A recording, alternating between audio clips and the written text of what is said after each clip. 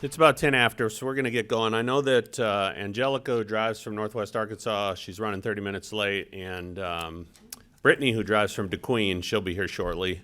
Some of the others who aren't here in attendance were either ill or had a husband who had a doctor's appointment or had transportation issues, but we're thankful for those who are here. We're expecting a few more to arrive, and thankful to DHS leadership who are here and who are either presenting or here for the question and answer session that concludes all of our meetings. We appreciate your presence. So thanks for being here. We're going to learn a little bit about maternal health, and more importantly than learn about it, there's a working committee that the governor has formed, and you guys are going to be able to offer some suggestions that our folks here at DHS are going to be able to take back to that working committee. So if you have suggestions or questions that then they can work through or work on, you'll have that opportunity to share those. We're also going to learn a little bit about Medicaid and how it is now going to be used to pay for some screenings and some counseling, and also PCR Medicaid. That was a suggestion that one of our council members wanted to learn more about. It's parent caretaker Medicaid. So we appreciate you being here. Before we begin, I've got a wireless microphone here. I'm going to offer our chairperson, Kristen Arnold, and our vice chairperson, Brandy Vaughter, to share any open remarks that they may have. Good morning.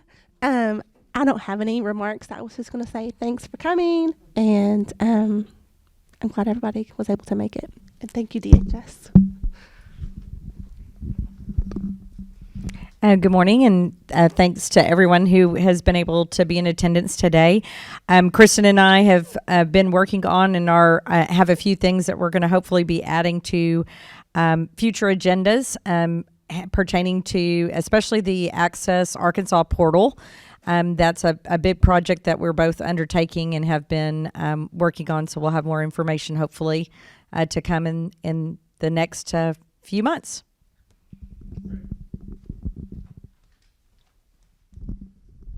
And several of our members who could not be here are watching online. Hello to our online audience who are watching, and they will be able to participate by texting me their questions or their comments onto my cell phone, and I can include them in the discussion. So we're going to start off this morning with a discussion about maternal health. Several of you have asked for updates on the plans to improve the maternal health statistics here in Arkansas. And so most recently, Brittany Gilmore brought that up. But so Division of Medical Services Director Elizabeth Pittman is here to solicit your suggestions and also give you an idea of where we stand right now as far as this working committee on maternal health. So Elizabeth? Good morning. I'm short, so I'm going to pull this down. How are you guys? I also am not great at standing still, so bear with me if I walk around. So I'm Elizabeth. I'm the Director for Division of Medical Services. This is not a solely DMS initiative. I just want to start with that. Our Medicaid Director, Janet Mann, and our Secretary, Christy Putnam, are both very involved, as well as some people here today, Tabitha McNulty, who can add anything she wants to, and Mary Franklin as well. So just be aware, I'm just the lucky one you get to talk to today. All right. So back on March 6th, Governor Sanders signed the executive order. It was Executive Order 2403, in case you want to go look it up. And you can actually click on the link that you should have in your slides, and you can go to that order. There are 4 goals outlined in this executive order. The first is to improve education regarding women's and maternal health, especially prenatal and postpartum visits. And we can get into a little bit about why on that if you want to, but we really don't have great data on postpartum at all. We know, though, based on birth certificate data, that there's quite a few women in Arkansas who are not getting prenatal care during the first trimester. And there's even a pretty substantial number, I think about 3 to 4% across the state, that just don't get prenatal care at all prior to delivery. So they show up at the hospital in labor and they've never seen a doctor prior to that. And that really does contribute to bad maternal and infant outcomes. So both the mom and the baby can really suffer because of that. So we want to do a better job of educating women on the importance of that care and trying to get them access to that care by improving their health before, during, and after pregnancy. The other thing we know is that if a woman is healthy when she gets pregnant, she's more likely to stay healthy while she is pregnant. So not having diabetes, cardiovascular disease, obesity contributes to health problems during pregnancy. All of those things that we all struggle with every day can contribute to problems during pregnancy. So making sure women know that. increasing access to those services, and then improving statewide coordination so that we have better data and reporting. Like I just said, we don't really know who's going to the doctor after delivery necessarily for a lot of reasons, and we'll get into that a little bit later. But how do we improve that? So that's another piece of this order. So there's some things that the governor charged us with doing immediately. The first one of those is to enroll pregnant and postpartum women in available coverage options today. If you saw the press conference that she did on this, the governor has stated that she believes women have access to coverage either through our home, pregnant women's Medicaid, or the marketplace today, and that what we're failing to do as a state is make sure women know those options and are connected to them. It's not that we don't have the coverage available, it's that we're not connecting women to the available coverage. And so that's charge one is DHS, ADH, that's the health department. How do you do a better job of connecting those women to that coverage? Another thing is develop a multi-agency maternal health education and advertising campaign, and that's where our work with the health department comes in, and we actually have a strategic committee that's meeting with them. Explore changes to the Medicaid program. What can we ask CMS for permission to do that will improve maternal health and help better outcomes for women and babies? And then explore the use of telehealth, home visiting, doulas, and community health workers. So those are all things that we could ask CMS for permission to do. Those are all things that we could encourage other payers to do and other providers to do. So the first thing that we're working on is an education campaign. This is being spearheaded actually by the Department of Health, and they're starting it in 5 counties. Those 5 counties were selected because they have the highest rates of maternal mortality in the state. And they looked at across different regions, and you'll see they're not centrally located. So these are not Northwest Arkansas or Pulaski County. These are places out in the state where women have high rates of maternal mortality. They are Phillips County, Crittenden County, Scott County, Garland County, and Polk County. And the goal here is to create and engage women and create an educational campaign and a roadmap for success in those counties so that we can reduce the number of women who do not receive any prenatal care and increase the number of women who receive it during the first trimester. So really that's the goal, right, is to get all women into prenatal care during the first trimester. When you find out you're pregnant, you're connected with a provider and you begin receiving that care and making that birth plan. So that's the goal, and that's why these 2 things are written the way that they are.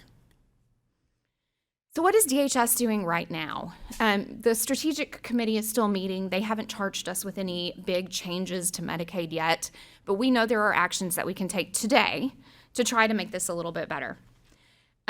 So we are working with the health department, we're working with the governor's office, the Surgeon General, and even the Department of Education has gotten involved. I'm working with Mary right now. We're outlining the process of a woman's journey through Medicaid from the time she's enrolled to the time she delivers, and that 60 days postpartum. One thing you may not realize is that 60 days postpartum applies to any pregnant woman in Medicaid. No pregnant woman in Medicaid who delivers can be renewed or lose eligibility 60 days after delivery. But we don't necessarily do a good job of making sure that the eligibility system knows when a woman is pregnant. Now, eligibility does a great job of sending out the notice and saying to the woman, if you're pregnant, let us know, because you may be eligible to keep your coverage. So we're taking care of it on that side. But we're not saying, oh, look, we know they're pregnant over here because we have this claims data. Let's make sure Mary knows that. And so we're working on things like that, where we know we could do better to help make this process a little bit smoother for women in Arkansas.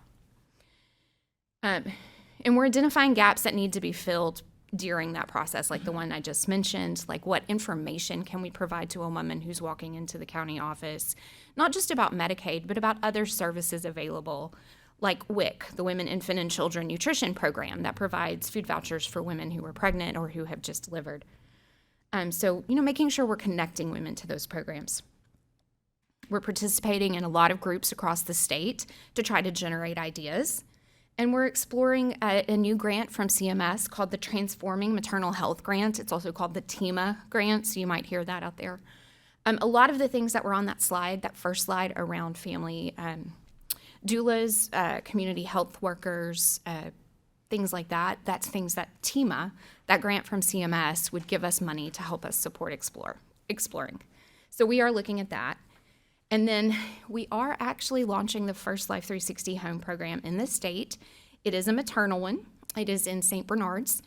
In Jonesboro. They received their first startup payment, and they will be serving 100 women in their area as soon as they make it through their readiness review. And they're doing the Parents as Teachers program, and we're very excited about that. So yeah, that's very good news.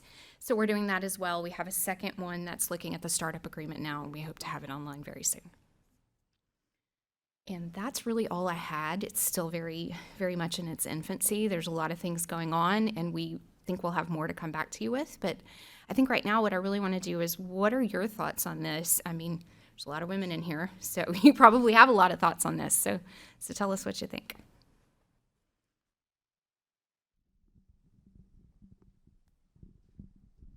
He's going to go to her, and then we'll come to you. Hey, what is the maternal 360, Life 360? Sure. So that program is it's right now through Our Home, which is our expansion population.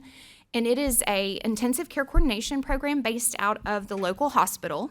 So in this case, St. Bernard's. And for pregnant women, it's for women with high-risk pregnancies. Right now in Our Home, we actually have a request with CMS pending right now to expand that out to all women with high-risk pregnancies. And CMS is moving it towards approval, fingers crossed. So hopefully we'll pretty soon be able to cover all high-risk pregnancies, but it's an intensive care coordination model based out of the hospital. It uses what we call a home visiting program. So a person trained in providing home visiting services goes into the home of the mother and provides those services when she finds out she's pregnant, helps her coordinate her social determinants of health needs, so make sure she has food, housing, income, things of that nature.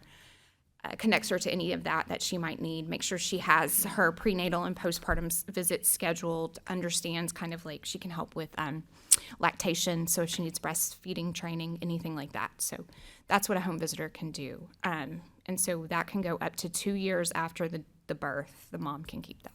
So, good question. Is that what the Parents Are Teachers program that you're speaking Yes, Parents as Teachers is the name of the home visiting model. And I can send you guys some information on this. We require certain models be used. Most of the ones that are being used are funded out of the health department through what they call their maternal and child health home visiting. I can't remember all. It's called MCV. But it's a federally funded grant that supports home visiting programs, and they have 4 models that we feel like were appropriate for our population that we're recommending be used.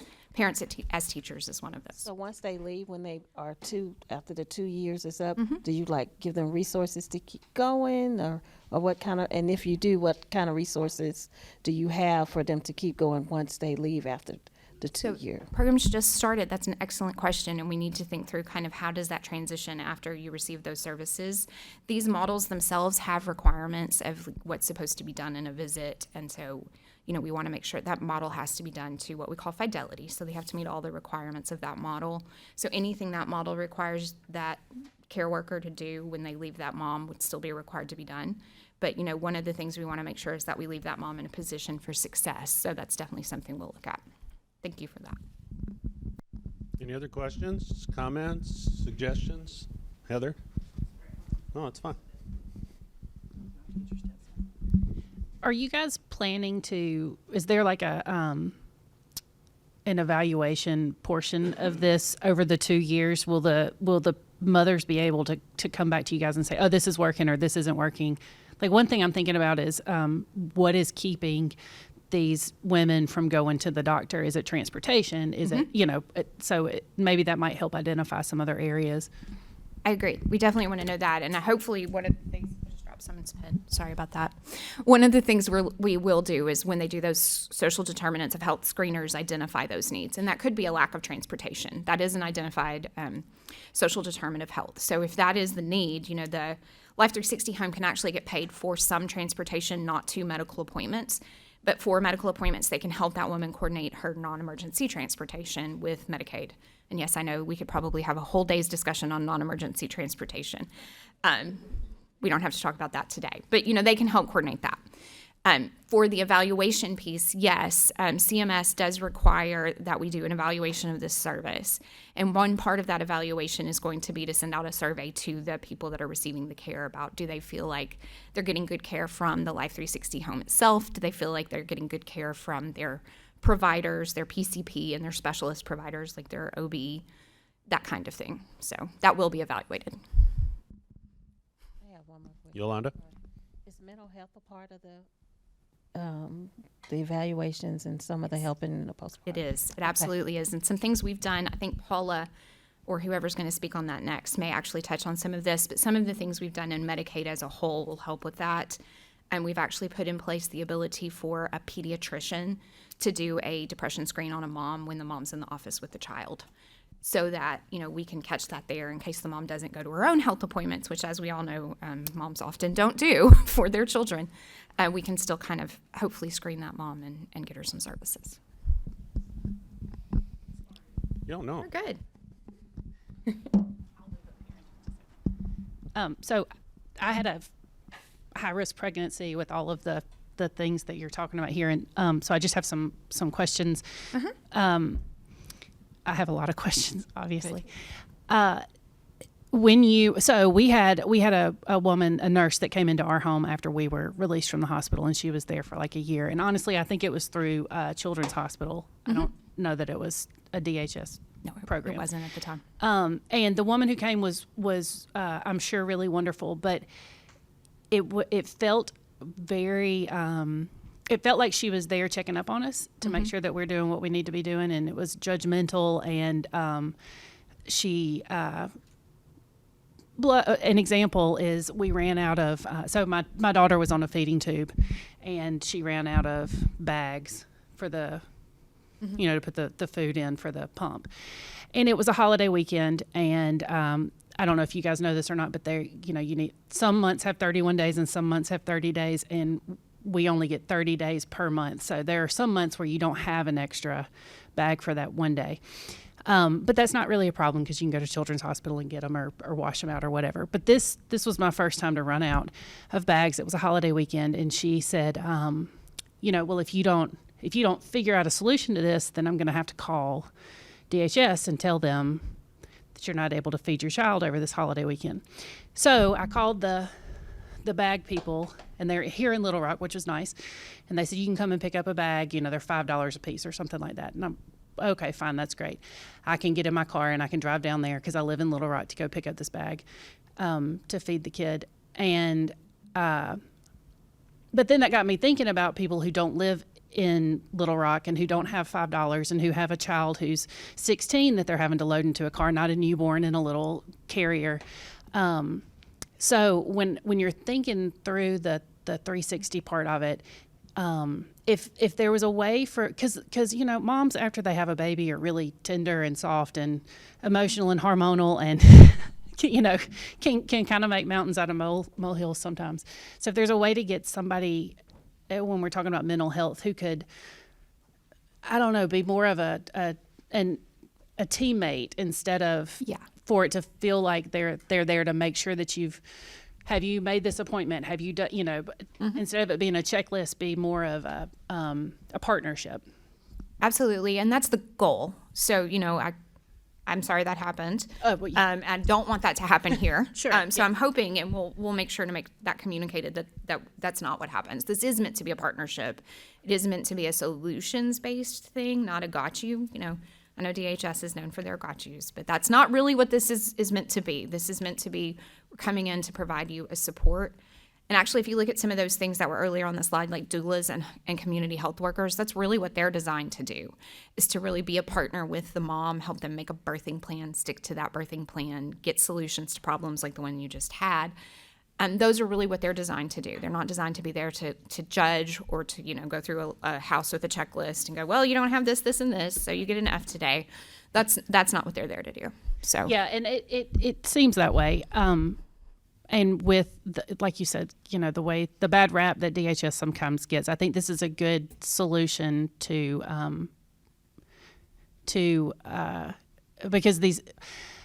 think it's a good solution because these people who are going to be a part of this service may use other services in the future. So it'll help kind of calm people's nerves and attitudes. I hope so. But we do definitely want it to be a partnership. So we will take that feedback and try to make sure we get that across to the partners that we have. But I feel like at least the one that we talked to yesterday, who's going to be doing a presentation at our home panel, which is live. It's aired on AETN if you want to check it out.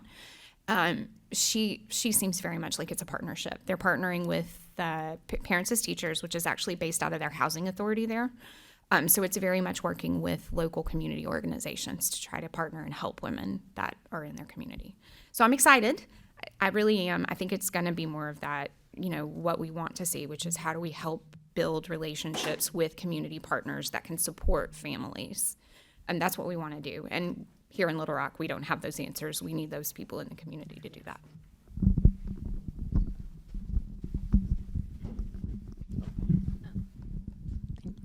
I'm wondering, and I think this is a wonderful program first, but I'm wondering what happens if the mother doesn't really want to do or comply. I don't mean comply, but I mean participate voluntarily.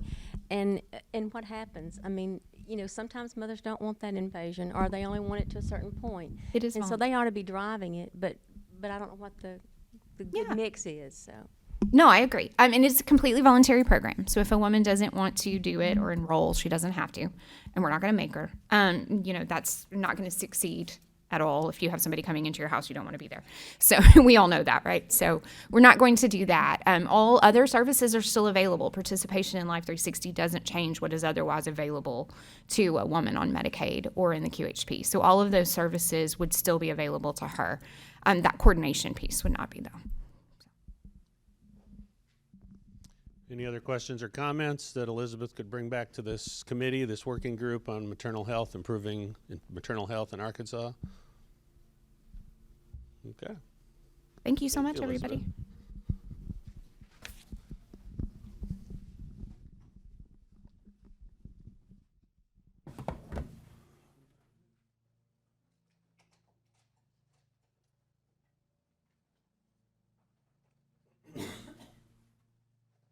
I'm going to make sure that, let's see, Elizabeth, I'm sorry, one of our members, I just checked my text, she did have a question. I'll bring you the microphone, you can stay there.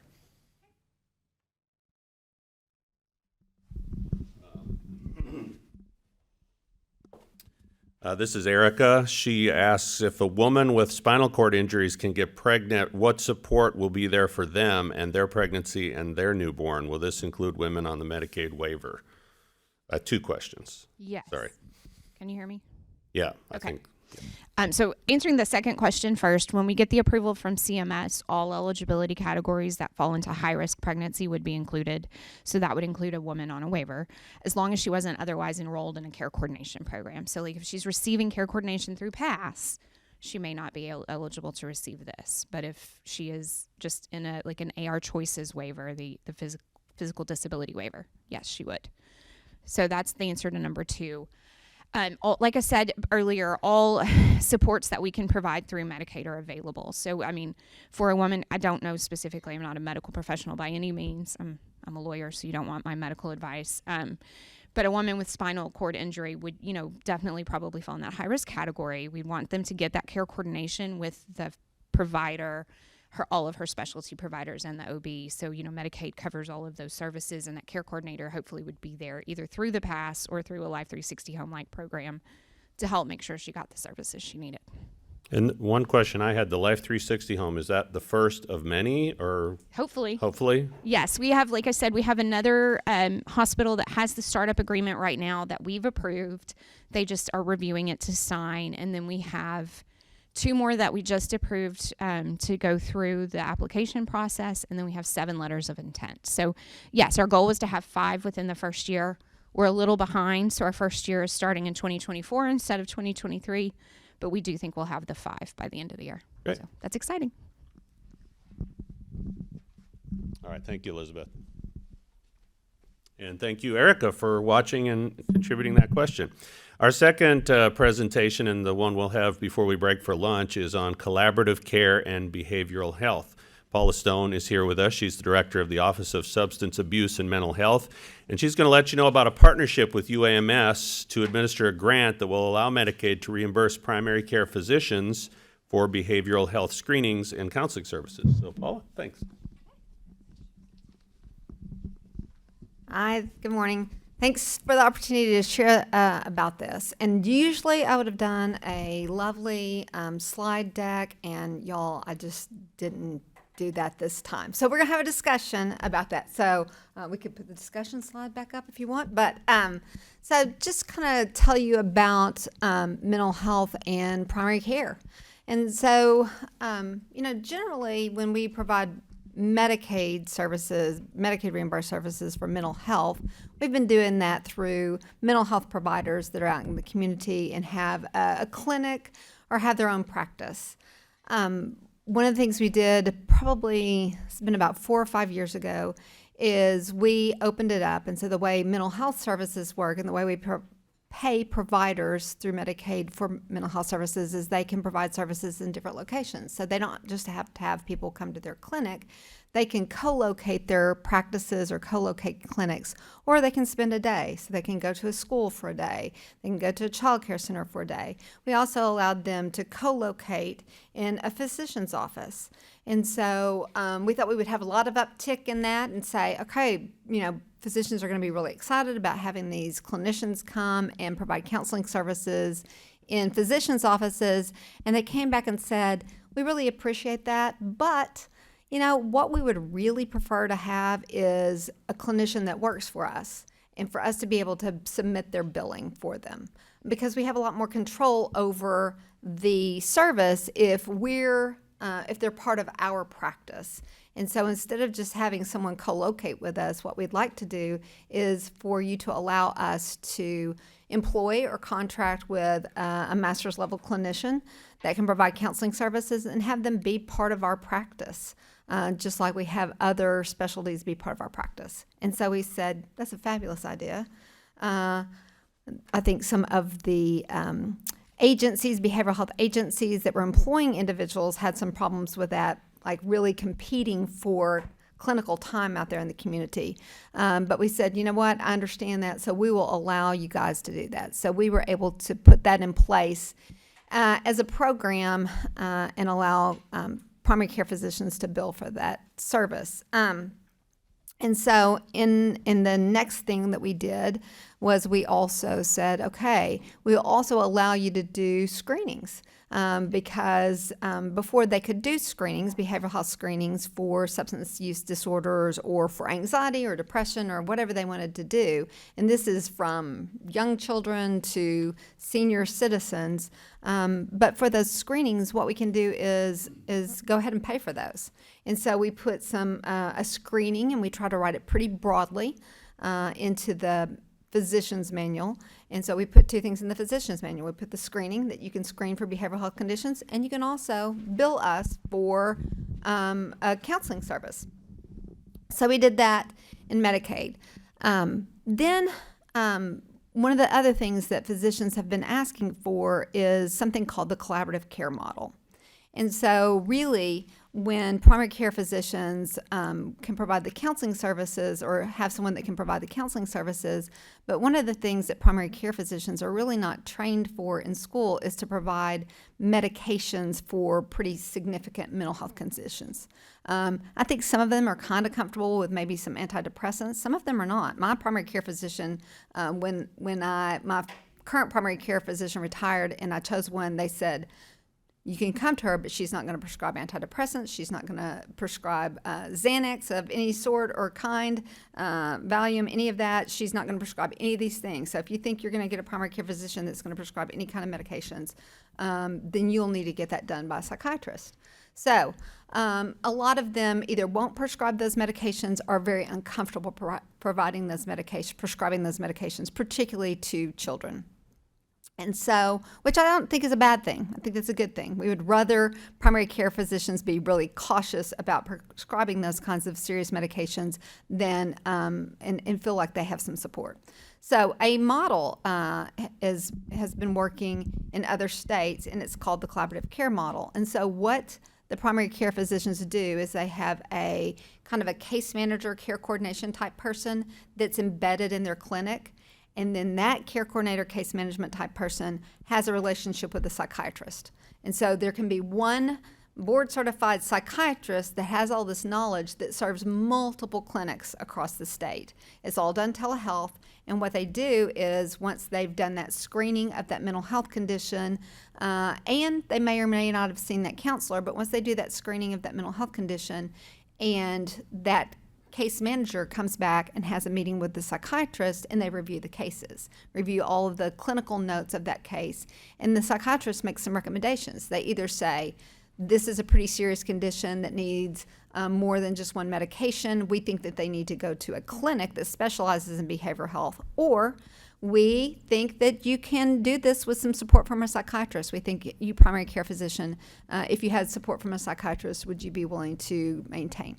So the important part about that is we have wait lists at behavioral health agencies to get to see, and I'm sure most people have heard about these wait lists. We have serious workforce shortages. We've talked about that in here over and over. And so this is really a good way to help us with psychiatry, because we have definite shortage of psychiatrists, medical professionals.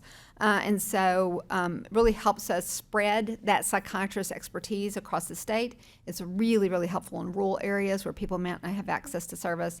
And the other thing it does is hopefully if people don't need very extensive treatment, then they can provide those services in that primary care clinic. And that person gets immediate access to services, they get good services, and then they get this consultation piece.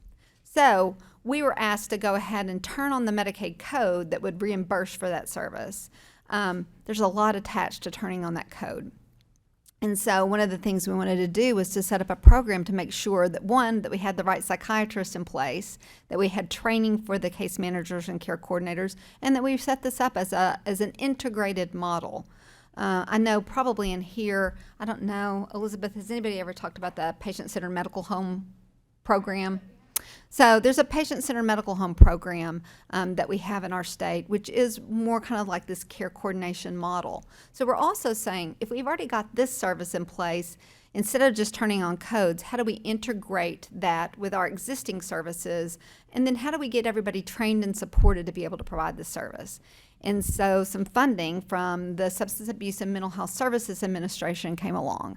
And that funding was available to do behavioral health integration with primary care. And the timing was great. I didn't really have, we didn't have a good supportive staff of being able to write a grant. And so UAMS approached us and I said, you write that grant, UAMS, and I will write a letter of support and we'll all be good. Well, they came back and said, we can't write the grant. Only the state can write the grant. And so we were able to develop a relationship with UAMS in which they wrote the grant, they're administering the grant, but the funding comes through us, and then we pass it through. We've done this process in the past. There's challenges with it, but it makes it where somebody who has a level of expertise in grant writing and grant administration and a whole system can really help support us, and we have that collaborative piece. So we were awarded the grant, so we applied, and they are bringing together, so UAMS has regional health centers, so they have regional clinics. The purpose of their regional clinics are to train doctors. So what a better place to embed this in a place where they're training new primary care physicians that are going to go out into communities, but we're also getting them trained on this mental health piece of this and the collaborative care model. So we're doing that.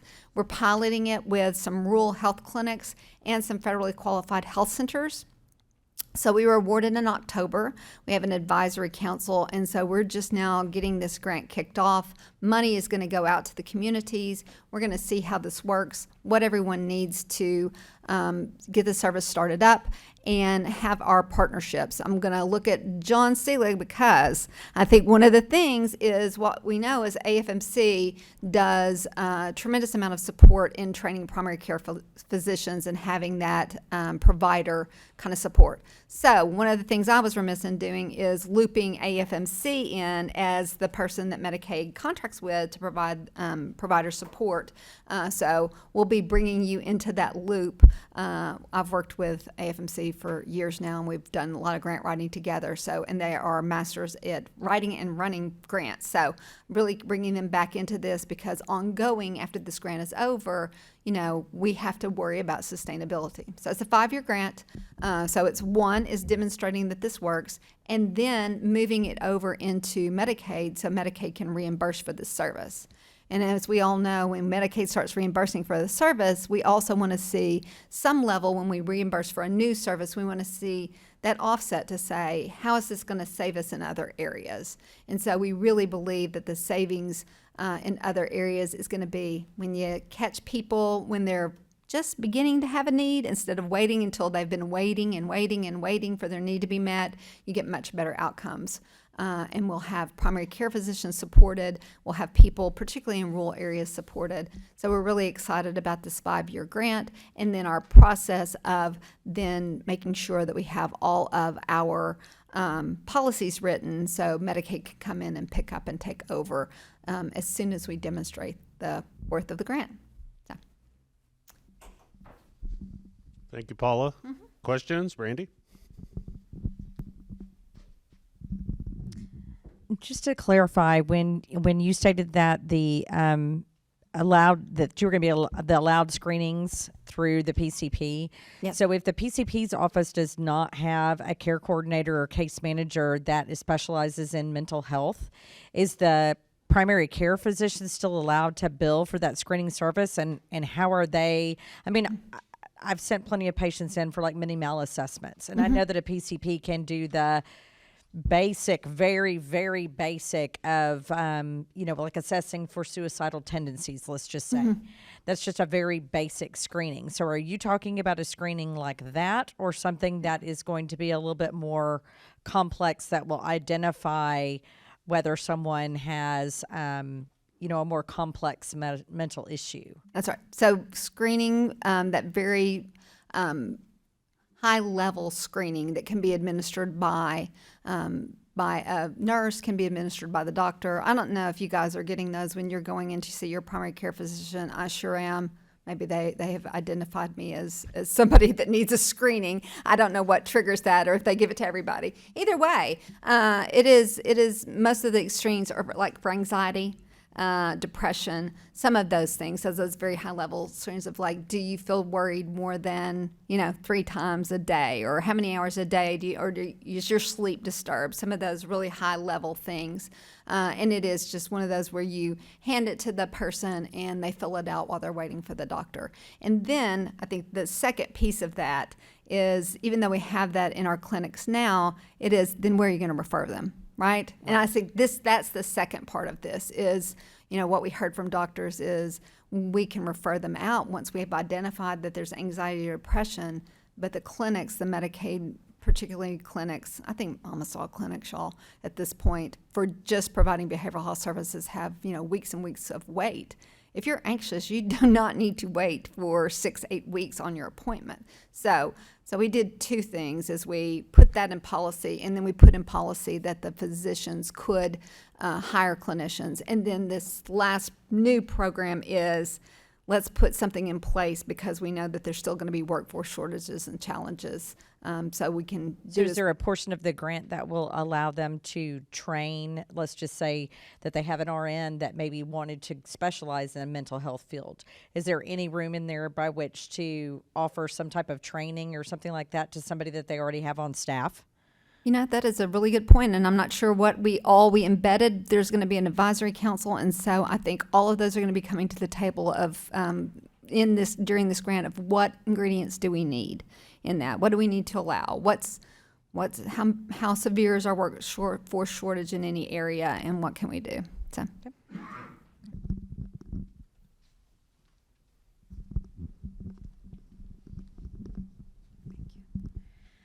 I have a question. I've been in getting services for many years in the Northwest Arkansas area, and they're recently the biggest mental health provider, which is Arisa Health, like the local one. They were fully staffed, but there was some changes when it changed over from Ozark. Yeah. to Arisa Health, and the doctor and the therapist, they all left. I don't know why. And there was a lapse for about a year for me to get, or more, to get services. And now the therapist that I'm seeing is in Huntsville. Like, I just get to talk to her through telehealth. So I was wondering, like, are we going to get, to see someone local, like, in the places that are already established within our community?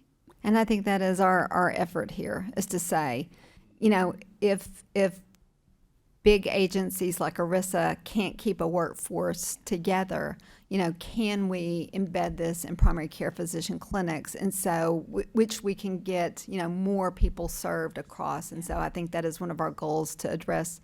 I know that there's some other work that's going on in other places, because workforce is really our biggest challenge right now. And I will say at one point they were doing the collaborative care, and they had a primary care inside, which was Arisa Health, which I saw and I wasn't a fan of. So I sought out to see a doctor, like a different primary care doctor.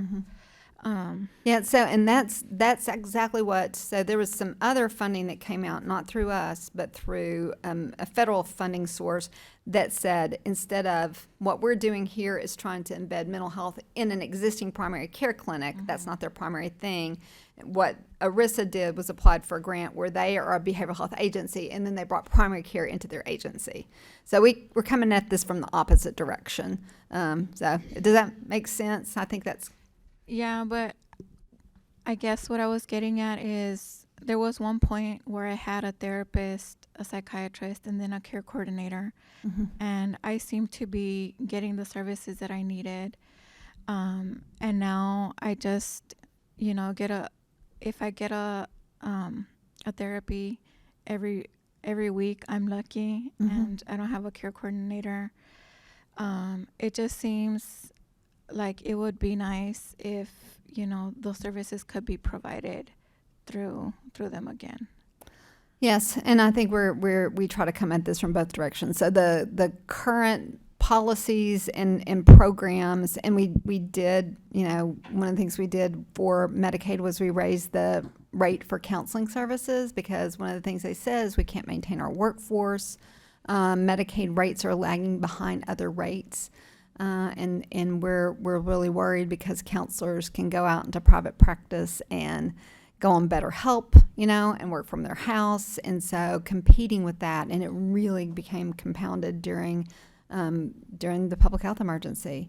And so I think so I'm an LCSW, and so, I'm also not out there providing services, but I think that's really what we've got to work on, is strengthening our workforce. So our first approach has been this raising the rate for services, and I think then the other approaches have been these kinds of approaches where we're saying, okay, then what else can we do to embed things, in places? So instead of having a full-time psychiatrist at Arisa, and if we're not able to maintain that, how can we get that out into the community? And then how can we still support workforce at those agencies, to make sure. And so I think that is still a big challenge that we have, is keeping people staffed and employed. A couple questions from Michelle Pedro. She's watching online. She asks, does DHS screen places like Arisa Health? Because there are some people who look down on certain populations, like the Marshallese. Does DHS have any role in screening Arisa Health, or... Did she mean evaluating Arisa Health, or approving, maybe? I'm not sure. Approving? I'm just reading what she texted. Okay. So I think our role with Arisa is an enrolled Medicaid provider. So they have to follow all of the Medicaid rules, which includes that they are not to decline people. I know that beyond Medicaid, we also have contracts with them. OSIM has contracts with Arisa to pay for services for which somebody is fully uninsured as well. And so we have a contract, and we evaluate our contract, and then we evaluate to make sure that they're following all Medicaid policies. Her other question is, some places do not accept Medicaid. Are there other options that provide holistic services and accept Medicaid when it comes to behavioral therapy? Yeah, so this program that I'm talking about within the primary care clinics started out as a Medicare program, actually. And currently, Blue Cross Blue Shield is paying for that service. Medicaid is really looking at how we can do that. So primary care is really coming on board with being able to provide those services there, because I think there are challenges across the field. And so that's one of the things that we know is that that's probably a better place to go to get other kinds of insurance accepted. Yolanda? Okay. Number one, I just want to piggyback on what you all are all saying when it pertains to behavioral health and the shortages and stuff, because our counselors, when you on the past, they tell you that you can go, your counselor can come this many times a week, or your QBHP person can come this many times a week, and they're swamped. That's right. And so they're trying to get to us, but at the same time, sometimes they are overwhelmed. Our psychiatrists, we no longer see face-to-face, and we haven't seen face-to-face in a while. We go to the place, and then they open up a little pad, and we do telehealth with them on there. So I don't know if there's, with the shortage, is there a shortage meaning that everyone is overwhelmed, or is there a shortage that people are not coming into the field anymore? That, because on our journey, we've heard so many there's just one psychiatrist for all of these people, and you might see them signed up for everybody's prescription or something, and it's like, wow. So sometimes that's good as far as that you're getting the things that that you need, but sometimes it's not as good because it feels like you can't seem to get as a bond or deep with a person so they can see what's actually maybe wrong with your child. It's almost like a checkoff list, and we have to keep going when there's still a need. But then I have another question. When you were talking about different trainings, my son is on the pass, and we were recently was receiving respite care, but we I think at the end of February, a lot of people lost our respite care services. And so when I talked to our care coordinator of our pass, I went over I think we had a few slides last year about different things that the pass offered, like life skills, because our issue was with the company that we were with, Southern Caregivers, they were offering the life skills and stuff for my son, but they put it all under personal care. Well, unfortunately, the coding, we've heard is that, personal care is, if he's able to walk or able to, can he move, can he wipe his bottom, and stuff. And it's like, yes. And it's like, well, once again, in which I used to always hear when you're trying to get respite care for kids with, with my son with behavioral health, and has always been, well, unless they have a physical issue, we can't help you. And unfortunately, that is just, it's hurtful because I'm like, his brain is hurting, know. And so we were able finally to get the respite care, and it lasted for a year, and then all of a sudden it's gone away. And so when I tried to talk to like Southern Caregiver, it's like, yeah, we see, because if you look online, they offer companion care, personal care, and also the life skills, but they put it all under personal care. There's not and I was like, was there another code that you can switch to make it? She's like, we don't have that ability right now. And so when I go back to my care coordinator, and I was like, okay, so this says that you offer life skills, they're looking at me like I don't know how to help. And so I'm asking you, is there anything in place or where we can look for families that have kids in behavioral health? Because my little 3 hours a day that I could just breathe and get other things done around the house, while his person was there offering the services, it's like we're back to square one again. It's like we're starting all over again. And that services is really needed. And the second part to that I would like to add is that, I'll say the flip side, when you do have like Southern Caregivers or any other companies, when you're offering like the trainings and stuff, and I know Respirate was pretty new that they were offering, are there any trainings that you can provide for the home care aides that that has something to do with behavioral health when they're offering? Because our healthcare aide person, she was like, we get certain trainings, but we don't get a lot of trainings, and that's something that I would love to have to know, because sometimes you never know what kid you may face and what issues they may have, and then sometimes the parents can leave while they're there, and if that's the case, they want to know how to deal with that. So I know you're talking about grants and stuff. Is there grants that you can offer some of the places that you that may be offering these services to give them trainings for the people who actually come to their homes? So I think, going back to that personal care. So when Medicaid has a service, we write a service definition, and we have to say, this is the service. So we do a couple different things. We write a service definition and say, who is the service for? And what is it to treat, right? So Medicaid is treatment, and so we have to say, what is and it has to be tied to a diagnosis. So we're saying, here's the service, here's who can get the service, so here are the diagnoses that it can be used to treat, and then here are what training you're going to have to do to be able to provide the service and provide this treatment and get paid for that service. And so I think what happened with personal care is that personal care is not a service that was developed to treat mental health conditions. Just like you said, you're exactly right, what it was developed to do. But we do have programs and services that were developed specifically for that. And respite is a service. We have a service definition, and we have a fee for that respite service, and they have to work for either a behavioral health agency, because then they would be supervised by a clinical staff. And then they have to receive 40 hours of training in behavioral health services if they're going to do that direct care.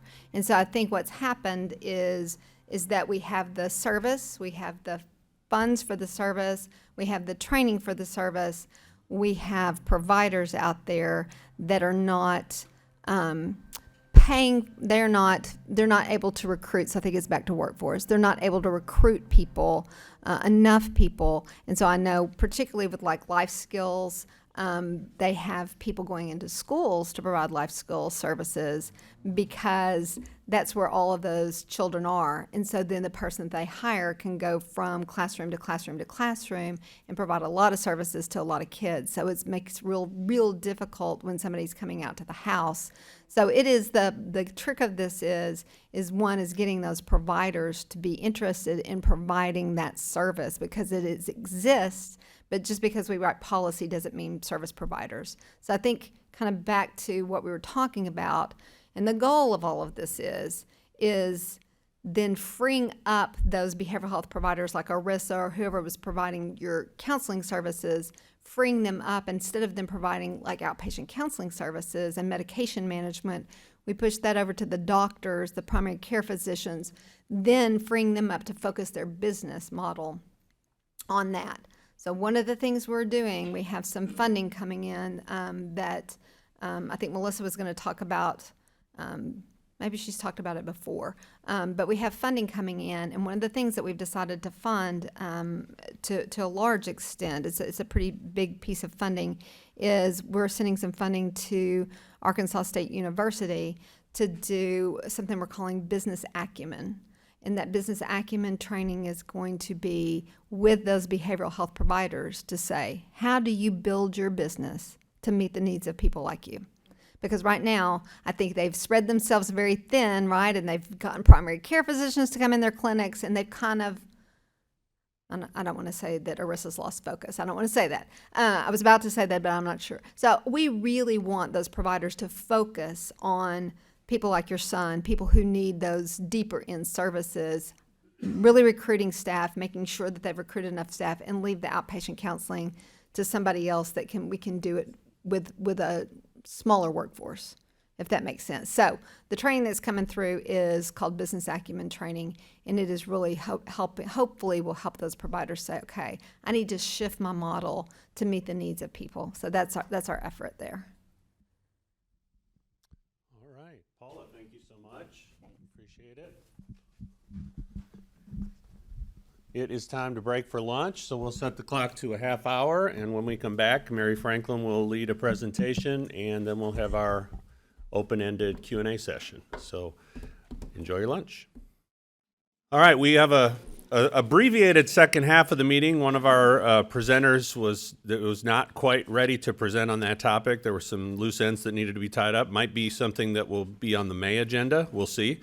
Also, a reminder: if you have suggestions for our agendas, this is a council-led meeting. We want our members to form the agenda. We like all of your suggestions. I take your suggestions to DHS leadership at an agenda meeting that happens in between the meetings. I know Brandy and Kristen are working on something that they're going to present to me for me to present to leadership for the next agenda, but anybody, all of you members can do that. And so we appreciate those suggestions. We want to answer the questions you have, and you have the experience that we're looking for. That's why we want to learn from you. Where are the problems that we can improve on? Our next presentation is on PCR Medicaid. It's something that one of our members wanted to learn more about. It's an educational presentation about the parents and caretaker relatives Medicaid plans and options. So Division of County Operations Director Mary Franklin will lead this discussion. We'll leave some time for questions, and then after that we'll have our open discussion where you can answer any Medicaid-related questions. So, Mary?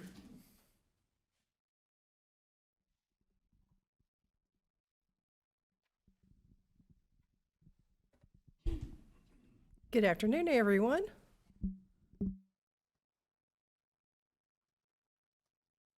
There's the clicker.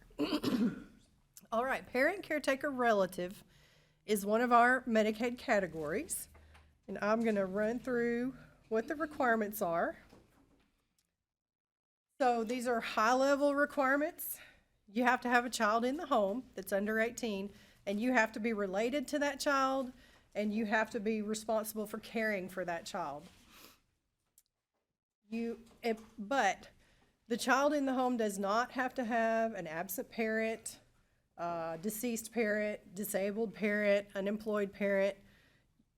Both parents can be in the home, but years and years ago, before the Affordable Care Act even, there were requirements like this attached to this category, but it's been more than 15 years since any of that was a requirement, but I thought I would cover it just in case someone still had that in mind. Retroactive coverage, if you apply for this and you're eligible and you had unpaid medical bills in the 3 months prior to application, this is a category where it can be approved retroactively if you met the requirements retroactively from your application date. And you do have to meet income limits based on your household size, and I have a chart and we'll show you those a little later. These are eligibility factors that we have to verify. Social Security number, citizenship or legal alien status. Everyone who receives Medicaid does not have to be a U.S. citizen if you meet certain other citizenship statuses or immigration statuses. You have to meet the income limit, or we have to verify the income, age and date of birth, and that state residency. Now, we put a note here, you see at the bottom in italics. We use data sources to verify as much of this as we can. So we can verify Social Security number, we can verify citizenship. Most of the time we can verify these things, but if the information we get conflicts with what was on the application, or if we can't get it verified with electronic data sources, then we're going to ask you for information to verify what we have to have. Some other requirements, if you meet the criteria for this category, then this is the category we have to put you in, even if you might meet the requirements for a different category. So as we're looking for what's the best category for someone to be in, based on our rules, this one, for adults, is going to be the first one we look at. And so if you meet the requirements, this is the category that you'll be And it is a full range of Medicaid services plan. This covers everything that the state plan covers. You can receive that service through this category. And we only put adults in this category, even though you have to have a dependent child and be related to that child in order to qualify for this category. We put the children in our kids or TEFRA, the other appropriate category for them. These are the income limits. They're very low. If it's a household of 124, household of 2, 220, household of 3, 276. So this category is for adults with children with who have very low income. It is a MAGI category. MAGI stands for Modified Adjusted Gross Income. And the MAGI methodology of how we determine eligibility, that was put into place with the Affordable Care Act. And it basically, it mirrors taxable income. So MAGI, Modified Adjusted Gross Income, that's how we determine income eligibility. Sure.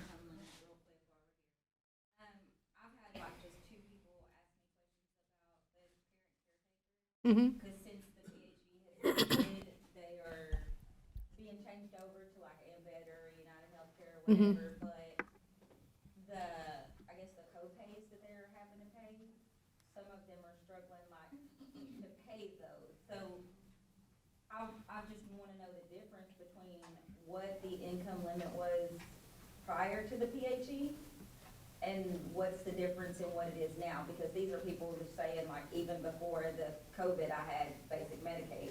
Nothing's changed since then. I mean, the economy's gotten worse. So I don't know why I'm still being pushed to have like a Embedder or a United Health that's causing COVID. So it sounds like you've talked to some individuals who maybe were in this parent caretaker category during the PHE. And now that PHE is over, we've based on their current income, and now that we're back to normal rules, we've moved them like to our home or whatever other. But prior to the PHE, they were getting parent caretaker Medicaid. Mm-hmm. Well. So did that amount change? Like, I'm just wondering if this amount changed. No, these income limits for this category haven't changed in a long time. This was the same income limit before the PHE as now, but. So remember I said we put you here if you fit here. It's based on you meet these income limits and you have that dependent child that you're taking care of. But during the PHE, we didn't make those normal changes as someone's income changed and their income increased. You can see it's not going to take a lot of an income change to make someone ineligible for this category. And then most likely it would be our home. So we didn't make all those normal changes we would have made because we kept people in the coverage. We didn't move them to anything that was considered lesser coverage. And in fact, we use this category in some cases, like for example, the our home category goes up to age, once you get 65, you're not eligible for our home. But to keep someone at that level of coverage, we would put them in this parent caretaker relative category because it had the same services, but our home had limits. You couldn't stay in that past 65. So a lot of people may have been in this category that shouldn't have been and wouldn't have been under normal circumstances.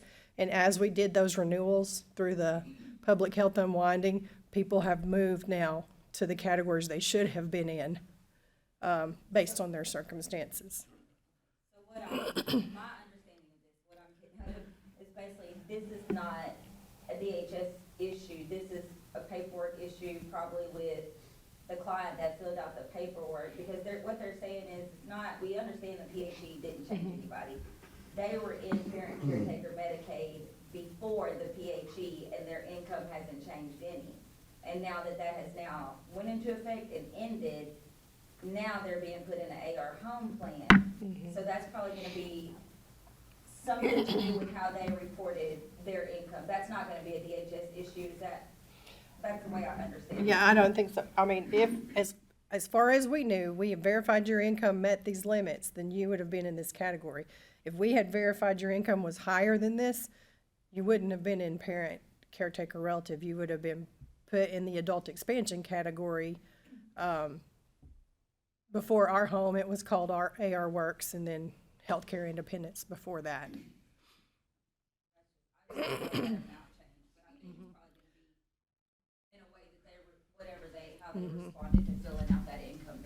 Right.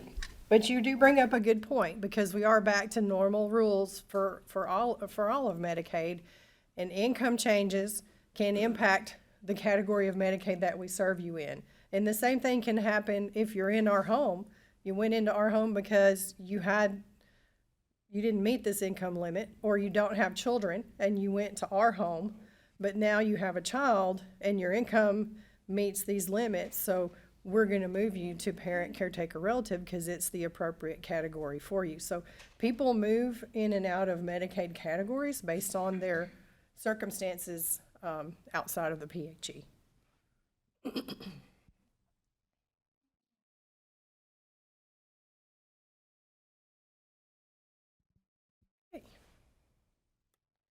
There we go.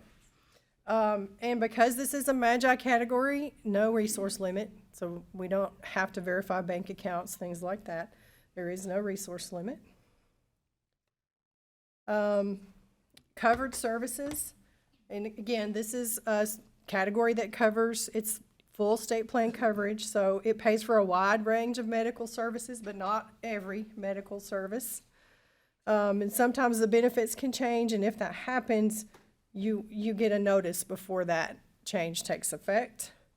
And if you need to know whether or not Medicaid pays for a service, we do have a toll-free number where you can call and ask those specific questions, and those individuals can look up the services and tell you if a service is covered. You can apply in all the ways you can apply for any of our services online at our accessarkansas.gov portal, in person at a local DHS office throughout the state, by mail, or by phone at our toll-free 855-372-1084 number. And just a little bit about our applying online. Our portal is available 24 hours a day, 7 days a week, unless we have it down for maintenance or we're implementing an enhancement. And there will be a splash page that tells you it's not available if it's down for one of those reasons. You can do the one application for multiple programs. You can apply for multiple people in your household on one application. You can apply for SNAP and Medicaid and T, or just Medicaid. You can apply for a combination of things on the one application. If you're applying for a program that requires an interview, SNAP and T require interviews, you can schedule that interview appointment online. You can report changes to your information. You can do renewals. You can upload documents to us through the portal. You can check the status of your application or renewal. You can file an appeal through this portal, and also read your notices and set up alerts if you prefer to have email or text alerts, or if you prefer to have email notices instead of regular post mail notices. So all those things are available on our portal, but we are also providing services through all the ways we normally do at offices, by phone, by mail. And that is what I had for you today on parent, caretaker, relative, and be happy to take any additional questions about that. We do have a question from Michelle, who's watching online, and I apologize to our online viewers. I didn't hop up and get a microphone over to Brittany in time to capture her questions, so my bad on that. But Michelle wants to know, what is considered an absent parent for a parent, caretaker, relative? Well, the children in the home don't have to have an absent parent, but some children have single parents. Either mom or dad is not living in the home with the child. That's what we mean by absent parent. But it is not a requirement. Okay. Any other questions from our council members? Okay. All right. Mary, you covered it all. Thank you, everyone. Thank you. All right, so this is the part of our agenda where you guys get to ask whatever you want about whatever you want, as long as it's Medicaid related. We're the Medicaid Client Voice Council. DHS covers a lot of things. A lot of it has to do with Medicaid, and some of it doesn't. But if you have Medicaid-related questions, we hopefully have the expertise here. We don't have all of our leadership here today, but we hopefully have the expertise here in the room to answer it now. And if not, I will record it, and we'll get you an answer in the near future. So any Medicaid-related questions on any topics in the room? Brittany.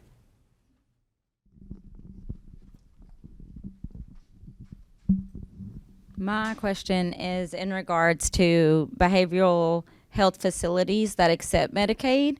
Like, we don't have very many in the state due to the fact that they say that there's so much red tape with Medicaid, and then if they do accept it, it takes them a long time to get paid. So what we're facing on the side that are assisting substance misuse or mental health is the biggest issue right now. There's not very many. If these people are on Medicaid, there's not very many places that will accept them within the state. So we're already overburdened mental health system, and then don't have very many options concerning that. Is there something that? I'm just reading faces here. Paula stepped out or has a phone call. This is kind of her area of expertise. I can see her through the little window over here. But as soon as she gets back in the room, I think she can take that question. Okay. Is that correct? And was I reading you guys right? Yeah, that's a Paula question. So as soon as Paula comes back in, hold that question, and we'll get to that. Any other questions? Yes. So I had been advised early on in submitting applications. So paper applications is usually what I end up submitting because I work mostly with senior adults. So I'm working through either AR choices for assisted living Medicaid waivers or long-term care.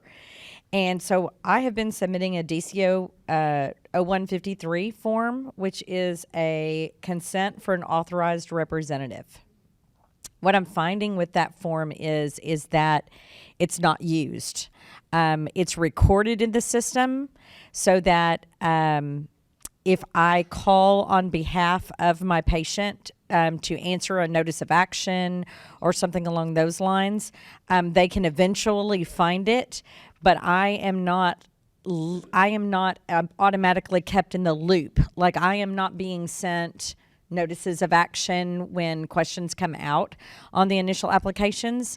And in most cases, probably I will say 95% of the time when I get a notice of action for a initial application, I will either receive it the day that the deadline is listed on the letter, or in most cases after that deadline has already passed. So just wondering if there is a way when this authorization or consent is submitted with the application, if that can be entered in the system so that I can receive notices of action in a more timely manner and not 24 hours till they're due, or, if you're requesting additional information. Okay, so there is a difference between someone giving DHS consent to release information to an individual or an agency and someone being a full authorized representative for that person to make decisions, to conduct business. Sorry. So, if we have consent, that's going to work if you have a phone call. If you call us and you need information, we should be able to look up that consent and then answer your questions. But authorized representatives who are authorized to act on behalf of the client, they do get copies of the notices. So that's at the bottom of the application, correct? When it asks. So I'm also filling out that information as well for myself as the person submitting that application and filled out that information. But I'm still not receiving information. And when I've inquired, the only way that I actually work around your system is that I have befriended several agents that are in different locations that have given me their direct phone numbers. And a lot of times they will put that in the notes section of the notice of action, especially if they see that it is a particularly elderly person that we're applying for. They know that they're not going to understand. And calling into the number that's listed on the notice of action puts you in a queue to get some random person somewhere down the line that is not actually the agent that's working the case. And they give you a lot of times, Kristen and I were just talking about this, conflicting information. The person that is on the 800 number or the central number that we're talking to that is not the agent on the case gives you information that then when you do talk to the agent is discounted. So that's a big issue. So I've made myself a note to check and find out there may be, as an authorized representative, there may be a preference box that has to be marked, like I want my authorized representative to get copies of notices. I'll check on that. It may be more to it than just being listed. Right. So I'll check. Yeah, and a lot of times I'm power of attorney for these people or sometimes guardian of these people. So, but I myself, these notices of action are being sent to the patient, and then sometimes they're being sent to the facility. And like I said, they come in, they're dated the 5th of, and I know that y'all have no control over our U.S. mail system, so I understand that, but they're sent out with such tight deadlines that it leads the patient and their family to believe that you want them to fail, that you do not want them to get this information in so that you can just stamp denied and move on to the next person. That is a lot of times the feedback that I get from families. I can understand why it may feel that way, especially if you don't get the notice until it's so close to when the information is due back. But that is definitely not our intent at all. I mean, we want to get the people who are eligible for services connected to those services so that they can benefit from those services. So that's not our intent at all. And we are making a change scheduled for November, no later than November, that should help address a lot of this. In that right now, the way we operate is, we work through the life cycle of, say, an application or a change or renewal. There are steps with each type of action. So I may start an application by doing the initial data collection or the intake and then seeing what else we need and then getting that notice sent out. But then when the information comes back, it's not coming back necessarily to me. It's different in long-term service and supports, though that program was set up a little bit differently so that the person who started it could finish it. So they get the information back, and you will typically find their names and phone numbers in note sections on the notices so that you can reach directly out to them. But all our other programs will be the same way in November. So if a worker starts an application and determines that we need additional information and that notice goes out, when the information comes back, it's going to go back to that worker so that that worker will finish that application or a change or a renewal. So we are making that change. And with that change, one of the things that will, right now, worker names and numbers aren't on notices because it could be anyone who works the next part, right?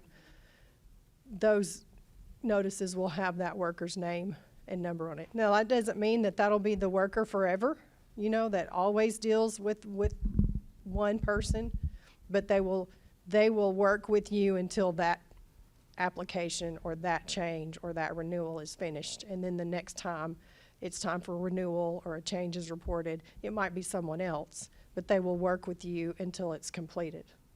So that's a change that's coming that I think our staff is really looking forward to, and I think that our clients will benefit from that as well.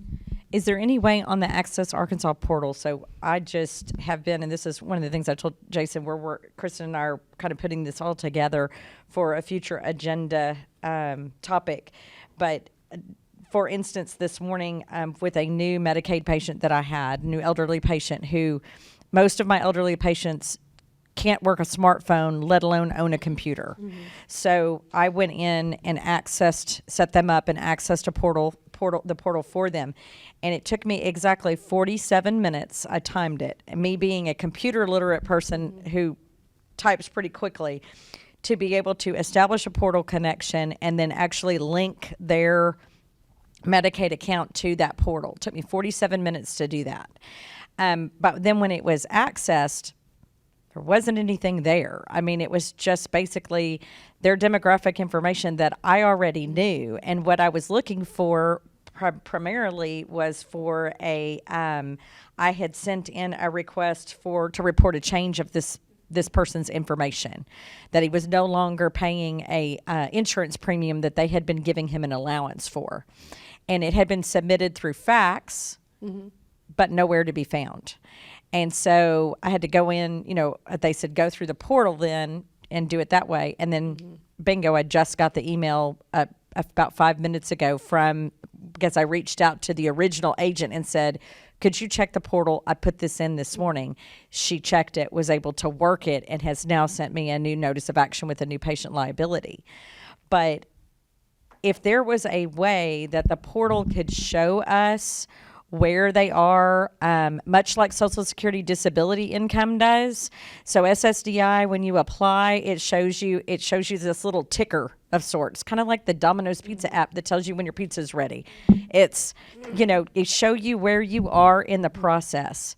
That would be so helpful because we never know where we are, whether the application is still sitting in queue in someone's box waiting to be worked, or whether it's there and they're reviewing the information, or we're waiting on documentation, or we're waiting on an Optum assessment, or where we are. If there was some way to show that on that portal, I think that would be really helpful and would cut down, I know, tremendously on the amount of time that we're having to reach out to your agents going, okay, do you see this? Did you get it? Is it there? Right. Where are we in the process? So more detail, not just pending, but pending what? Yes, like if it would just say, in review, or waiting on documentation, or just giving us some because SSDI actually shows you a 0 to 100% little bar graph, and you can look at that anytime and see where you are in that process, because that helps tremendously when you have a patient and their family calling you every single day going, when are we ever going to hear from Medicaid? Like, where are we? And I have to tell them, I have absolutely no idea. When you get a letter in the mail, you get a letter in the mail. That's all we know. So it would really be helpful to calm, I think, the anxiety that people have after they have applied, to know where they are in that process. On the flip side, providing a provider portal, where as a provider, if a parent called us, we could maybe see like, oh, you're missing this document, or Through the community partner portal. So it's something similar through the community partner portal. anything anymore, because sometimes those letters are so vague. And then we call and they're like, oh, well, we don't know why that letter says that. We really need a bank statement. Well, that's not what my letter said. So just any more information would be greatly helpful. So I have made that note. It's a great suggestion. It is something that we can put on our roadmap. Remember, we have to plan things months ahead of time. So I can't give you it'll be live by this date, but it is definitely something we can put on our list, get an estimate for how much it'll cost, and when we can fit it into our IT roadmap. But it's a great idea. And speaking of the vague notices, that is something else we are working on. In fact, I have a meeting later this afternoon because we worked on notices for a long time. I've told y'all this before. Months and weeks and hours to improve language in our notices. And now that we've had a chance to see them in action for a couple of years, we've seen a lot of things that we need to fix and improve. So we've been keeping a list. So I'm very hopeful that we will you will see improvements when we get this project completed. But I have determined in notices, like many other things, it will be more likely a continuous process of improvement. We'll do this round, and I think we'll get some things better, and then we'll see other things that we're probably going to need to work on and tweak. But we are actively engaged in making improvements to the notices. We greatly appreciate it. All right, Paula needs to go, but Brittany had a question for her before she heads out. Okay, mine was just in regards to Medicaid changes with behavioral health, like what we're facing now, is there are very, very few facilities in the state that focus on behavioral health, inpatient facilities that also accept Medicaid. For the population that I serve, majority of those people are on Medicaid. So when we're trying to get them into a facility, it's almost non-existent because everybody's like, no, I'm not taking Medicaid. It's too hard to get paid from them, and then whenever we do get paid, it's not much. So my question was, as part of the new funding that's come down for mental health and substance misuse, is there a portion of that money that we are going to be using to develop and appeal to those facilities that are inpatient facilities to maybe start accepting Medicaid? So for adults, inpatient psychiatric facilities are excluded. Medicaid cannot pay for them. So there's something called an institution for mental disease exclusion. And that means that anybody over the age, basically kind of over the age of 18, and has Medicaid, we cannot pay for inpatient psychiatric care. The only thing we can pay for is inpatient psychiatric care in a medical hospital, so psychiatric unit. But those freestanding psychiatric hospitals, traditional Medicaid cannot. Our home, if you're on our home, we have a waiver on that, and they can pay for those. So it is the issue is not that they won't accept, is we can't pay. So one of the things we have done is we have written a waiver application for a couple of different things, but within that waiver application is an IMD waiver, an Institution for Mental Disease waiver, which will allow us to pay for psychiatric hospital stays for up to 30 days, but 30 days only. If we go over the 30 days, we're going to get ourselves into issues. But currently, if you go into a psychiatric hospital or our state hospital, we have to not only we can't pay for the service, but at a certain point in time, we have to suspend your Medicaid. It's a federal requirement. So that's our big challenge there with that. The only other thing we've been able to do is to create some 16 bed or less units. And so that's outside of that institution for mental disease. They're not defined as that if there's 16 beds or less. And so they're called therapeutic communities, and we have some, not in your area of the state. So that is the motivator. So one of the things we've asked for some funding on, and there's still some loose ends on that, which is what Melissa was going to come in and present today. I'm sure she'll present it next time, is how we are looking to use some funding maybe to help people start up those kinds of programs in the areas of the state in which we don't have those. But 16 beds or less is what we've got to do. And then we've got our big waiver out. That's out for Elizabeth's public comment, federal public comment over. I don't know. I don't remember. So anyway, so we're kind of in that process. So we're waiting for approval of that. So it's going to be back and forth. So I would say that we're a good Pittman a year out from approval. We're going to go back and forth.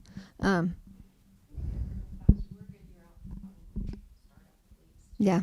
Yep. So those are our challenges. So this is a federal regulation. Yeah, and so I guess my which mental disease and mental disorder, those are way mixed up too, and I understand that as well. So not so much as psychiatric facilities. These are people that are in states of psychosis that are probably drug induced or trauma induced, and they are just needing to go to like Crestview Behavioral Health, and these behavioral health centers won't accept Medicaid. They're able to accept Medicaid, they just won't. Like currently, what I'm dealing with, that we have like.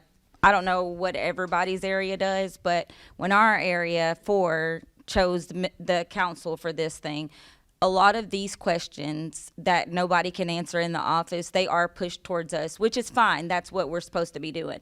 So I get a lot of feedback. So what we have been dealing with for the last month, and unfortunately, his mom actually works for DHS, but an individual that we were trying to get into a psychiatric facility that we couldn't get covered ended up committing suicide. And in committing that suicide, it also happened in front of his 12-year-old daughter, who is now suffering.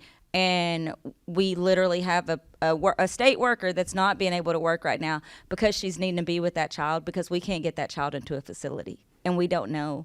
I mean, we've already lost one suicide. Sorry. And that was on the infant death review committee last year in our community. We're suffering. We need help. We're begging the state. We don't know. But when you have parents coming to you because they're burying their children with mental health issues, it's a problem. And I'm trying to yell and trying to scream. I've been to DC. I do the National Mental Health Council.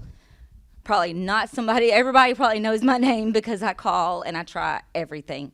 But the southwest part of the state is suffering. And I think that is the exact thing we're trying to do is so we can pay for services, we can put the policies out there, and we've got to get the people that are willing to provide the service, right? And so that is one of the things we're trying to do. So I think what we found is that if we provide people with more of that kind of startup funding, that we sometimes can get them grounded in that. So another program we're doing, if we're talking about kids, because I'm sorry, I thought we were talking about adults, and if we're talking about adults, I'm just saying nothing. We've had a father that I know probably has sat on DHS steps for days asking for more days for his child to stay in Pinnacle, and they said, well, she's out of days, and she comes home and she committed suicide, and they had to bury their child. And then now we have another of one of the same situations. Yeah. And they're on Art Kids, and you get the pushback, and they're saying, oh, we wish we could help. But and I think Crestview isn't a Medicaid provider, but we can kind of talk about that offline. But I will also tell you the programs that we are promoting down in South Arkansas. So I know definitely El Dorado just opened up a psychiatric substance abuse center, just a freestanding, a hospital for substance abuse residential. So they brand new opened it. Now, traditional Medicaid cannot pay for a stay there, but our home can pay for a stay there, and private insurance can pay for a stay there, and we have block grant funding to pay for a stay there. So that just got opened up, brand new, like a couple of months old, El Dorado. They also, the other thing that we are really pushing out there that we've got money for is something called intensive in-home, because, you very well know that kids can't be raised in institutions. And definitely it's not the best place for treatment for either a mental health condition or a substance use disorder as an institution. So the other programs that I didn't talk about today, because I'm really was talking, and I can come back and talk about that, but it's called intensive in-home service. And so it's a very intensive service, and so we're putting money out for something called family-centered treatment. So it is a service where they go into the home and they partner with that parent, and that parent gets training and support, and so really the whole family becomes the client, not just the kid. yes, I'm aware. We have waiting lists for that as well. Yeah, so we're not currently paying for that. Medicaid's not currently paying for that yet. SWAC-MAC is providing the service to our area right now, though. But still, they have through Union County to Sevier County, which is El Dorado. We're still looking at a 3.5, 4-hour drive. So this is a service that's brand new service. And so I think that's what I'm saying. We're focusing our energies on that. So brand new service that Medicaid doesn't pay for yet. And so what we found that's really, really helpful is making sure that we can put funding out there. And so we had some SAMHSA funding, some Substance Abuse and Mental Health Services Administration. And so we're using some SAMHSA funding and some of this other funding to pay for startup of this service. So we had gotten some funding to pay for training, and now we're paying for startup. And that service is very different from anything that we currently provide. And it is an inclusive service called family-centered treatment, and providers go into the home. It's a 6-month program, and it's very intensive. They're also on call for crisis services. And so that is another place where we really are trying to get, and we think that that's going to help in rural areas. So we have kids out of institutions. So that's our other brand new thing that we're trying to get up and running, and to make sure providers have that startup funding and can really kind of get grounded before we then have to put it in Medicaid policy and have Medicaid pay for it. Thank you. Mm-hmm. Thank you, Paula. Appreciate it. Okay, I had a couple questions from one of our online viewers, but any more questions from members in the room? Just had a quick question for Mary about what you were talking about, the changes to the online portal. It just the last renewal. I got a letter in the mail the day of my appointment, my telephone appointment. And I know those things are out of your control and things you can't change. But with that being said, when we go into the office directly to provide like the documents and the renewal form, we usually can get it stamped. We usually can, they'll stamp it and they'll have like a date stamp with a day and the time that we turned it in. Is there any way that we could get the same, like if we were to upload documents online, is there any way we can get a timestamp showing like the documents were received like on this day and at this time, so that we know like, okay, like they were received, like not the status, but like they were received, and we're not guessing like, were they even uploaded? Were they like, did they even get them at all? Like, so we could know. So you should get like a green check mark, success. You should already be getting that. I don't know if it has like the exact, time, but you should get a confirmation on the screen that you uploaded the document. I can check specifically to see what that looks like. And the thing about it is, if you get that check mark, when you are uploading into Access Arkansas, you are literally uploading it into our system, into your case. Mm-hmm. It's the fastest way to get something into your case. When you mail it or turn it in paper, then one of our employees has to take that document, scan it into the system, and tell it which case to associate to. So when you do it online and you get that success, it's there. I mean, when the portal is working correctly and it's, but a lot of the times, like I just stopped using it altogether because for me, it wasn't reliable. Okay. Like I would upload documents and I wouldn't ever get a check mark. I would never know, like, okay, I tried a few times. I see nothing. I'm just going to go in person and just get that little stamp. So that I know. So if you didn't get a check mark, then it wasn't successful. It didn't upload. Now, what could be the reasons for that? It would be helpful to be able to walk through something like that with you to kind of see what messages you're getting to figure out what caused that problem, or see what we can do to make it simpler. And in my case, like there was just no messages. It was just like, well, I submitted it, but I don't. There's no way of knowing unless I go in person, and for sure I'll get that stamp. So, I mean, Kristen and Brandy, who use this more often, do you get the check mark when you do it correctly and submit documents? It's hit or miss. But there's no follow-up, like what we were saying earlier. If we could just get that reassurance, like, oh, we can see that someone's actually looking at it. It's in review, something, and not just, or just received, So when I told you this morning that I had gone on the portal, I had actually uploaded a document that it asked for the change in insurance premium. And the document was there, but had I not looked at it more closely, it was not like it would not allow me to hit the submit button. And so when I looked at it more closely, the document was listed there at the bottom as being uploaded, but it said 0 kilobytes, which meant there was a document there, but it had no content. So I had to go and delete it. And then I had to go back through the whole process again. And it was because I had dragged and dropped it into it says you can drag and drop it into the box. And when I did that, it said it had 0 kilobytes. But when I went through the option that it gave you to search, your documents for it, then it uploaded and said it had 476 kilobytes. And so then I had the belief that it was actually there. And then, like I said, verified then today when I just got the new notice of action. So that is something that's happening with it quite often.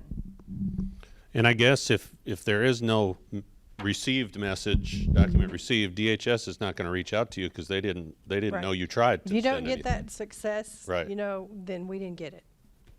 Okay. That's true.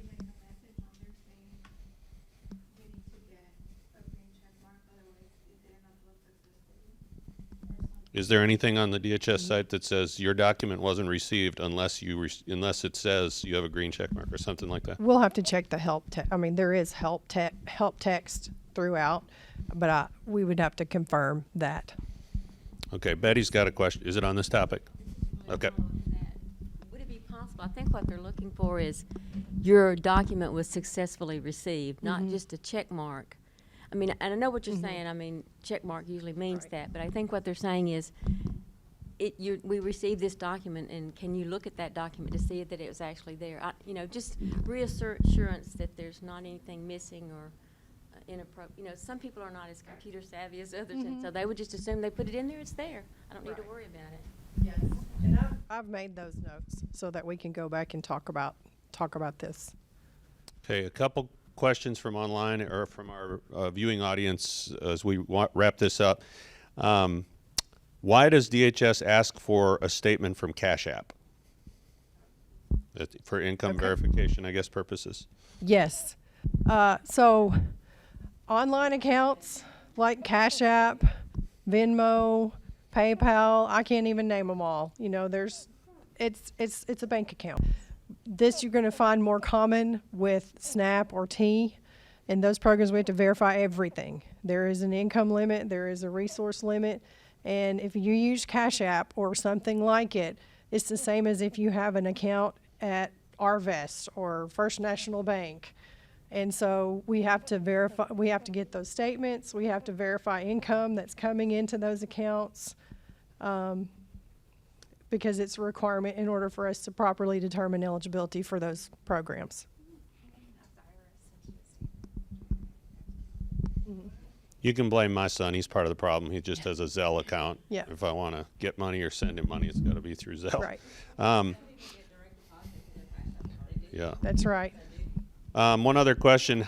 How do I ensure that Medicare recipients who are cancer patients do not get their Medicaid deactivated and not have to reapply, but can update their info before it gets deactivated? It does say Medicare. I know we're Medicaid. Well, and I don't know if I'm going in the right direction with this answer, but our adult expansion is for ages 19 to 64, and one of the Affordable Care Act requirements, that program is not for people who are Medicare eligible. So you can be in our home and become Medicare eligible, and you're no longer eligible in our home. Now, we're going to look to see if you qualify in one of our Medicare savings categories, like QMB or SMB, but we don't have a choice about it. Once you become Medicare eligible, you can't be in our home. We have to move you to another category if we have one that you qualify for, or we have to close the case. So if that's what that question was related to. Okay. And just in general, I can say this. For most other categories, I don't think any other category having Medicare prevents you from being eligible. But once you become Medicare eligible, even if you are still eligible for Medicaid, Medicare becomes primary and Medicaid becomes secondary. So people who are Medicare eligible, Medicaid is only going to pay if Medicare has been billed. All right. Thank you all for your questions. Thank you, leadership, for your responses. Secretary Putnam wanted to express her disappointment that she couldn't be here today due to a meeting that she had. She had actually hoped to get here, and we're wrapping up a little early. She may be arriving as you're leaving, but we appreciate you guys being here. Our next meeting is scheduled for May 21st. That is the Tuesday before the Memorial Day weekend. So you can put that on your calendars for Tuesday, May 21st. And again, if you have agenda items that we touched on today, but you'd like to see more of in the future, or if you have a totally different agenda item idea that's Medicaid related, send that to me so that I can incorporate that in our agenda meeting. So everybody, if you didn't sign your reimbursement forms for travel, do so and leave it on the tables. And we appreciate you being here. We'll see you next time.